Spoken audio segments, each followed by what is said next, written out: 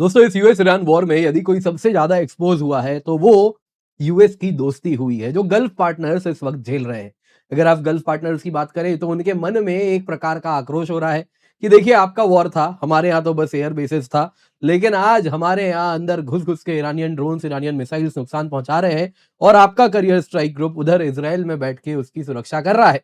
अब दोस्तों यहाँ पे अगर आप देखें तो सबसे बुरा हुआ है सऊदी के साथ। जी हाँ दोस्तों, अगर आप सऊदी अरेबिया की बात करें तो एक तरफ लायन है, दूसरे तरफ लोमड़ी है और उसके बीच में क्राउन प्रिंस एमबीएस है। जी हाँ, दोनों के ऊपर भरोसा किया और दोनों इस मुश्किल की घड़ी में अपना पलड़ा झाड़ रहे हैं। दोस्तों दरअसल हुआ यूं है, आज सऊदी के सबसे बड़े रिफाइनरी के ऊपर ईरान ने हमला किया है। विशाल रिफाइनरी, 5.5 लाख बैरल प्रतिदिन रिफाइन करने वाला, मान लीजिए वो सऊदी का मेन हब है पेट्रोलियम रिफाइनिंग का, उसके ऊपर हमला किया गया। एक वीडियो है, वो भी आपको मैं दिखाऊंगा। दोस्तों इसके साथ कहा जा रहा है कि यूएस देखिए गल्फ पार्टनर्स की प्रोटेक्शन नहीं कर पा रहा। रह दे के पास इनके पास है ही क्या? अगर आप देखें तो तेल है, गैस है और उससे डेडिकेटेड इंफ्रास्ट्रक्चर है। कहीं पे ऑयल एक्सट्रैक्शन होता है, ऑयल ड्रिलिंग होती है, तो कहीं पर अगर आप देखें तो उसे रिफाइन किया जाता है। अब उसकी भी सुरक्षा अमेरिका नहीं कर पा रहा, तो ये बड़ा चिंताजनक है। दूसरी तरफ दोस्तों एक सपना है कि कल को पोस्ट ऑयल इकोनॉमी बनेगा तो इलाके को स्टेबल बनना पड़ेगा। आज वो सपना भी धराशायी होता हुआ देख रहा है। अब कहीं ना कहीं इन सब को ध्यान में रखते हुए एमबीएस ने पाकिस्तान के ऊपर भरोसा किया कि अमेरिका धोखा देगा तो ये आएगा। लेकिन दोस्तों आज सवाल पूछ रहे हैं पाकिस्तान क्या कर रहा है इन सब के बीच में, मानो जैसे पाकिस्तान ने भी एमबीएस को धोखा दे दिया है।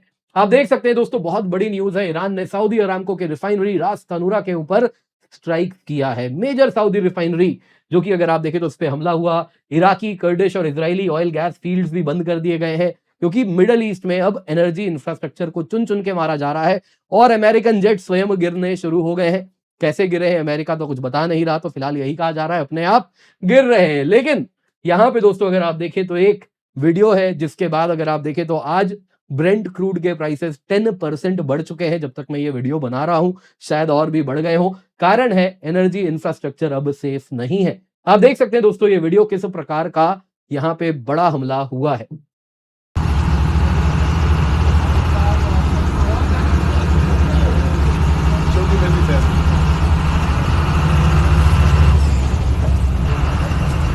डेंजर हो गया यार।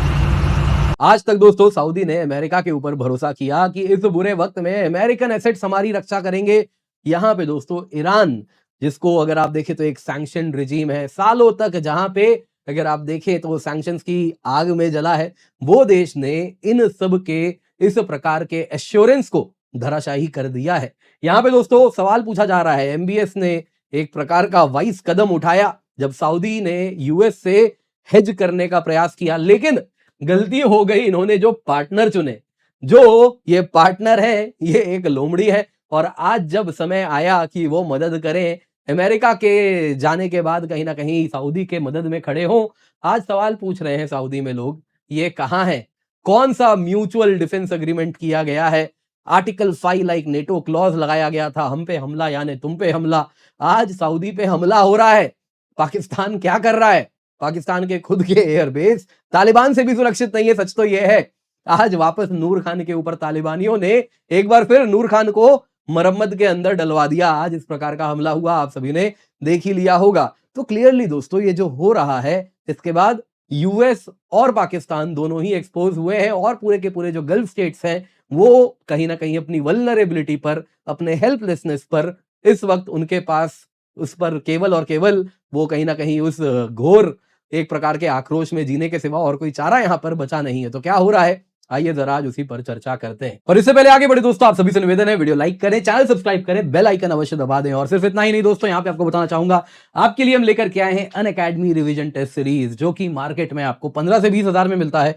आपके लिए हम केवल 1999 रुपए में लाए हैं, जिसमें आपको मिलता है ऑनलाइन और ऑफलाइन दोनों ही मॉक टेस्ट। जी हाँ दोस्तों, आपके घर पे इस प्रकार से हम टेस्ट सीरीज भिजवाएंगे, जिसमें आप देख सकते हैं इस प्रकार से आपको बुकलेट भी मिलेगा और इस बुकलेट के साथ साथ आपके घर पे आएगा क्वेश्चन पेपर। इस प्रकार से आपको मिलेंगे ओएमआर। जी हाँ, इन टोटल 1999 रुपए में आपके लिए हम लाए हैं 2500 से अधिक high quality prelims question, 8 subject wise online test, 22 full length test जो कि आप ऑफलाइन इस प्रकार से ओएमआर के रूप में दे सकते हैं, ऑनलाइन भी दे सकते हैं। दोस्तों रियल एग्जाम सिमुलेशन ताकि आपको मिल सके, आप एग्जाम के अनुसार प्रिपेयर कर सके, उसी पर्पज से आपके लिए बनाया गया है। ये केवल 1999 रुपए में है। Use the code KC10। Towards end of the video हम जरा शेड्यूल देखेंगे। ऑलरेडी हर हफ्ते आपका एग्जाम होना है ताकि आप एग्जाम रेडी हो जाएं। सबसे पहले दोस्तों सऊदी रिफाइनरी ट्रक, जी हाँ, सऊदी अरेबिया का रास तनूरा रिफाइनरी है, पूरे सऊदी अरेबिया का लार्जेस्ट डोमेस्टिक रिफाइनिंग फैसिलिटी है, की एक्सपोर्ट टर्मिनल है, उसको आज ईरान ने टारगेट किया। और इसके लिए अगर आप देखें तो कहा जा रहा है शाहिद ड्रोन्स का इस्तेमाल किया गया। ये बहुत बड़ा एस्केलेशन है। अब तक एनर्जी इंफ्रास्ट्रक्चर को मानो जैसे नहीं छूने वाले थे, कोई भी इस प्रकार की एक म्यूचुअल अंडरस्टैंडिंग थी, लेकिन वो अंडरस्टैंडिंग ब्रेक हो गई है। और उसके बाद ये जो एनर्जी इंफ्रास्ट्रक्चर है, इनसे ज्यादा वल्नरेबल कुछ नहीं है, और billions and billions of dollars की इनकी कीमत है। अगर इनको नुकसान पहुंचना शुरू हुआ तो कहीं ना कहीं कई सालों तक का ये जो पूरा का पूरा एनर्जी इकोसिस्टम है, उसको वापस अपने पैर पे खड़े होने का समय लग जाएगा। आप देख सकते हैं दोस्तों, ग्लोबल ऑयल प्राइसेस आज 10% बढ़ चुके हैं। रास तनूरा रिफाइनरी अगर आप देखें तो पर्शियन गल्फ कोस्ट में है। सऊदी अरामको का लार्जेस्ट डोमेस्टिक ऑयल रिफाइनरी है, 5.5 लाख बैरल प्रतिदिन यहां रिफाइन होता है। ये दोस्तों मेजर एनर्जी कॉम्प्लेक्स है, जो कि क्रूड ऑयल का एक एक्सपोर्ट टर्मिनल भी है सऊदी के लिए। यहां पे आग लगी, जैसा आप लोगों ने वीडियो में देखा। हालांकि सऊदी ने कहा कि हमने आग पे काबू पा लिया, लेकिन रिफाइनरी टेम्पररीली बंद कर दी गई है। रिपोर्ट्स के अनुसार कोई इंजरी इस वक्त तक नहीं हुई है दोस्तों। लेकिन जो भी है, ये जो अटैक हुआ है, ये सऊदी के लिए एक कहीं ना आप देखें तो उसके लिए मानो जैसे पैरों के नीचे से जमीन खिसक चुकी है। दोस्तों सऊदी कंटिन्यूअसली अंडर अटैक है, आज तो तीसरा ही दिन है। अगर आप देखें तो स्टार्टिंग में ईरानियन मिसाइल्स और ड्रोन्स आए, उन्होंने रियाद को, सऊदी के कैपिटल को टारगेट किया। सिविलियन मिलिट्री ओवरलैप जोन्स जो थे वहां पर हमला किया गया, और उसके बाद सऊदी ने कहा बड़ा ही कवर्डली स्टेप ईरान ने उठाया है, हमने इसको मार गिराया, रोक दिया। लेकिन वॉर तो अगले दिन भी गया। उसके बाद दोस्तों सऊदी का जो ईस्टर्न प्रोविंस है, आप अगर देखें तो यहां पे इसके अधिकतम ऑयल ब्लॉक्स मौजूद है। तो इन ईस्टर्न प्रोविंस के ऊपर ईरान ने चुन चुन के हमला करना शुरू किया, और उसके बाद सऊदी स्टेटमेंट्स वापस आए, कहा कि हम इसकी भत्सना करते हैं, निंदा करते हैं। और सऊदी ने कहा हमने इंटरसेप्ट कर लिया, मिसाइल्स रोक लिए, ड्रोन्स रोक लिए। उसके बाद दोस्तों प्रिंस सुल्तान एयरबेस जो सऊदी में मौजूद है, उसके ऊपर हमला किया गया। ईरानियन ड्रोन्स मिसाइल्स ने बेस को टारगेट किया। फिर से सऊदी ने कहा नहीं नहीं हम रोक लिए। जो भी है दोस्तों, अब तक जो वेपन्स यूज किया गया है, प्राइमरीली ईरान शाहिद ड्रोन्स का इस्तेमाल कर रहा है। कुछ बैलिस्टिक मिसाइल्स भी हालांकि रिपोर्ट किए गए थे, लेकिन ड्रोन के ऊपर ज्यादा इनकी निर्भरता है। कारण क्या है, पर्शियन गल्फ बस पार करना है, ईरान से आना है और हमला करना है, तो दूरी बहुत ज्यादा नहीं है। तो ड्रोन्स यहाँ पे सस्ते में काम कर दे रहे हैं इतने महंगे इंफ्रास्ट्रक्चर के लिए। सऊदी अरेबिया दोस्तों अगर आप देखें तो यूएई की तुलना में उसको अब तक ईरान ने कम टारगेट किया था। और इसके साथ रिसेंट इसके पीछे कारण बताया जा रहा था कि 2023 में सऊदी ईरान के बीच में रिश्ते सुधरने लगे थे, डिटॉन्ट कहा जा रहा था, चाइना ने बैक किया था। तो सऊदी थोड़ा आश्वस्त था कि ईरान हम पे हमला नहीं करेगा उस प्रकार से। लेकिन आज जो हमला हुआ है रास तनूरा रिफाइनरी, इसके बाद सऊदी के जो मन में ये वहम था, ये भी नहीं रहा। दोस्तों यहाँ पे यूएसए ने क्लियरली अपने गल्फ अलाइज को फेल किया है। जो गल्फ पार्टनर्स हैं वो डायरेक्टली वॉर में देखिए पार्टी तो है नहीं। उनकी यही गलती थी कि उन्होंने अमेरिकन एयर बेसेस रखे थे। बदले में अमेरिका ने आश्वासन दिया था कि हम तुम्हारी सुरक्षा करेंगे, तुम्हारे एनर्जी इंफ्रास्ट्रक्चर की भी सुरक्षा करेंगे। अब इस वजह से उनको ये कीमत अदा करनी पड़ रही है। वहीं दोस्तों उनके मन में एक आक्रोश है कि आप इजराइल की तो सुरक्षा अच्छे से कर पा रहे हैं, लेकिन हमारे साथ क्या बैर, हमारी आप वैसी रक्षा क्यों नहीं कर रहे। दोस्तों उनका कहना है कि देखिए आपने इजराइल की सुरक्षा के लिए इजराइल के पास में फोर्ड कैरियर स्ट्राइक ग्रुप खड़ा करके रखा है, और इस वजह से उनके जो रडार्स हैं, जो अर्ली वार्निंग रडार हो गए, उनके जो इंटरसेप्टर्स हो गए, वो इजराइल की भी सुरक्षा करते हैं। डेफिनेटली इजराइल का खुद का भी आयरन डोम से लेके बाकी सिस्टम है जो कि बहुत ही जबरदस्त काम करता है। लेकिन मन में ये खटास है कि हमारे लिए आपका करियर स्ट्राइक ग्रुप नहीं आया, इजराइल के लिए तो आपने भेज दिया। यहां पे दोस्तों वही वो कहते हैं कि देखिए गल्फ स्टेट्स हमने तो आपके लिए यूएस बेस दिया, आपने बदले में यहाँ पे पैट्रियट और थार्ड जैसे कुछ एयर डिफेंस सिस्टम दिए, लेकिन हम सभी देख रहे हैं यूएई में क्या हुआ है। छोटा सा देश है दोस्तों यूएई, अगर आप देखें तो उसकी भी सुरक्षा ये पैट्रियट, ये थार्ड नहीं कर पा रहे। तो वो कह रहे हैं क्या फायदा आपके साथ दोस्ती का। उनके मन में दोस्तों ये ख्याल है कि देखिए जो इतने भयानक अटैक्स हो रहे हैं, एयरपोर्ट्स पे हमला हुआ, रिफाइनरीज पे हमला हुआ, वो सब अधिकतम भले रोक दिए जा रहे हैं, लेकिन काफी सिग्निफिकेंट डैमेज हो भी जा रहा है। तो गल्फ स्टेट से एक बात देख रहे हैं कि यूएस के लिए वो बस और बस एक आप देखें तो सेकेंडरी है अमेरिका के लिए, और अमेरिका के लिए वो बस और बस एक जरिया बन गए हैं ईरान को कंट्रोल करना या फिर ईरान पे हमला करने के लिए। लेकिन जब बात है गल्फ की सुरक्षा के लिए, तो उसमें अमेरिका प्रतिबद्ध नहीं दिख रहा। क्लियरली दिख रहा है कि यूएसए, हमने उनको पेट्रो डॉलर दिया, हमने उनको तेल दिया, हमने उनको एयर बेसेस दिए, सब कुछ दिया, लेकिन आज जब समय आया रक्षा करना था, तो उस वक्त अमेरिका ने अपना पलड़ा झाड़ लिया। यहां पे दोस्तों एमबीएस ने एक मास्टर स्ट्रोक खेला था। वो प्रिडिक्ट कर लिए थे जब कतर में इजरायलियों ने स्ट्राइक किया था कि ऐसा एक दिन आएगा, अमेरिका रक्षा नहीं करेगा।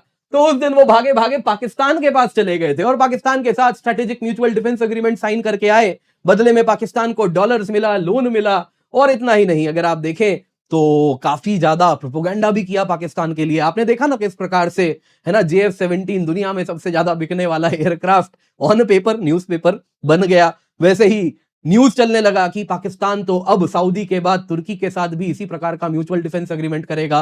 पाकिस्तानी फुटप्रिंट सऊदी से लेके अल्जीरिया तक और न जाने कहां कहां तक पहुंच जाएगा, और न जाने क्या क्या बात नहीं हुई।